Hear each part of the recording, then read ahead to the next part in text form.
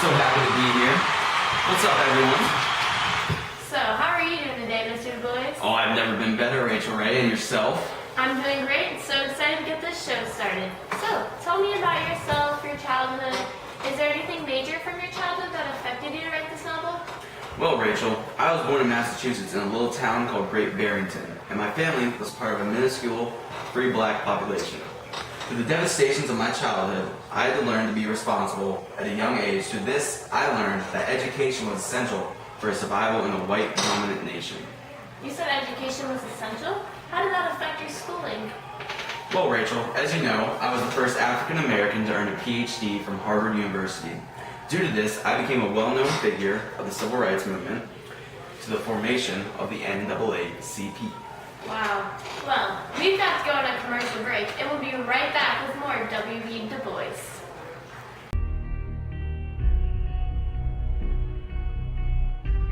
In a world filled with inequality and injustice, one man will choose to fight for what he believes in. Whether alone just put down the books, but you're going to work for the white man just like the rest. or with friends,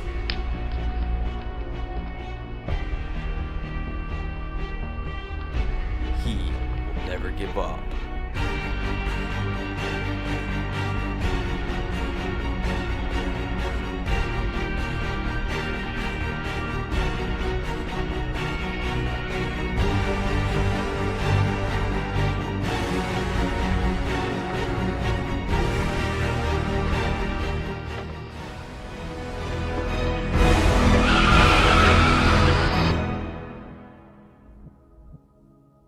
I have come to find that we, the black community, are not born lazy, violent, and simple-minded, but rather our children have grown to fulfill these expectations of the white man. It is time to end the period of racial injustice and to ensure the success of our future generations. We must demand our rights and demand them now.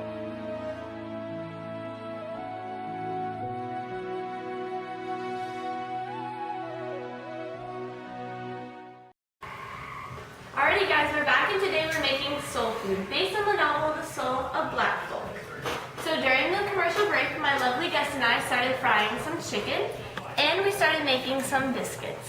And while we wait for our yum of food to be ready, Du Bois is going to tell us more about his novel.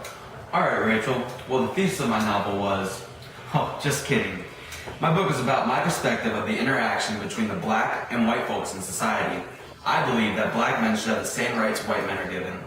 And the rights should not be waited for, as my friend Booker T. Washington would say. They should be demanded. Fight for your rights and live by that statement. Alright, so mini chefs, we gotta get our biscuits in the oven, and while we wait, Du Bois is gonna tell us more about what he was hoping to reach in his novel. Well, Rachel, I was attempting to use personal experiences to establish a sense of pathos within the readers. At first, my essays appeared in magazines because I was trying to appeal to anyone who would listen. Through the publicity of my essays in magazines and my personal experiences inspired groups of black and whites to view the hardships of African Americans in society. Well, as you can see, you definitely accomplished your goal and appealed to your audience. But we've got to start making our refreshing Arnold Palmer, which is a mix of sweet tea and lemonade. So, are there any particular messages that should be taken away from your novel? Yes, ma'am.